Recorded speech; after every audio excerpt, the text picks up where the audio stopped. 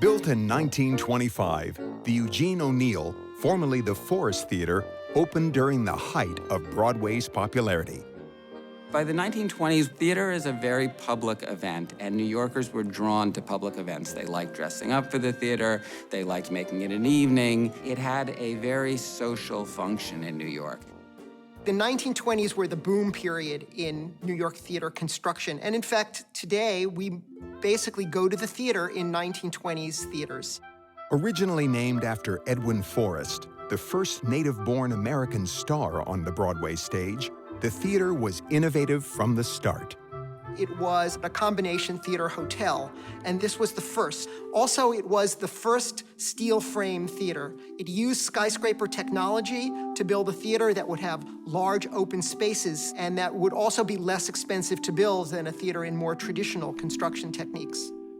Architect Herbert J. Krapp designed the theater using a simple Adamesque motif that became the style of many of his Broadway theaters. Robert Adam was a Scots-born architect. He developed a new kind of classicism, a neoclassicism, in which he used elegant classical ornamental details in a new and fanciful manner. During the Depression, the theater attracted audiences with free coffee, cigarettes, perfume, and access to the bar in the adjoining hotel.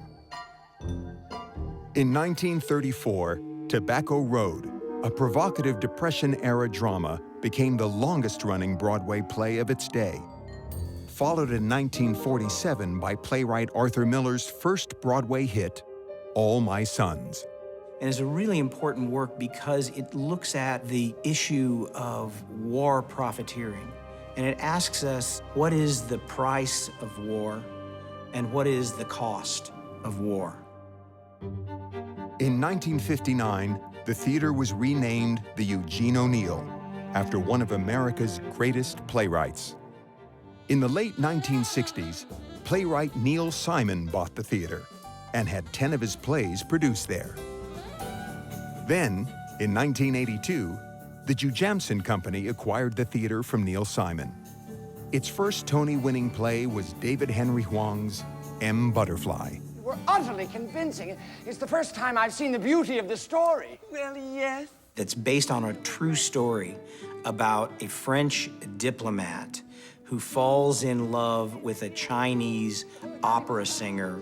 And this Chinese opera singer is actually a man. You make me blush. I am no opera singer at all.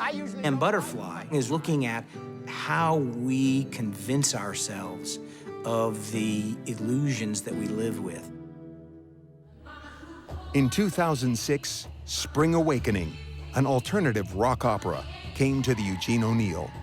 Acclaimed choreographer Bill T. Jones brought a fresh approach to dance. Movement, for me, is kind of a living sculpture. That is how I approach it. But there's another element in Broadway. That is this book. That is this story. So I made gestures. Very simple gestures. Anybody could do it. They begin tentative for this young woman at the beginning, but by the end of it, it's about open rebellion. In 2009, Bill T. Jones returned to the Eugene O'Neill, this time as choreographer and director of the musical Fela, the story of a controversial African performer. I had to find a way to make this person who is a difficult character, to show him with warts and all, but that it would not turn off a public, and we didn't know what that public was. Now, make a show about a pot-smoking polygamist in Nigeria and make us care about it.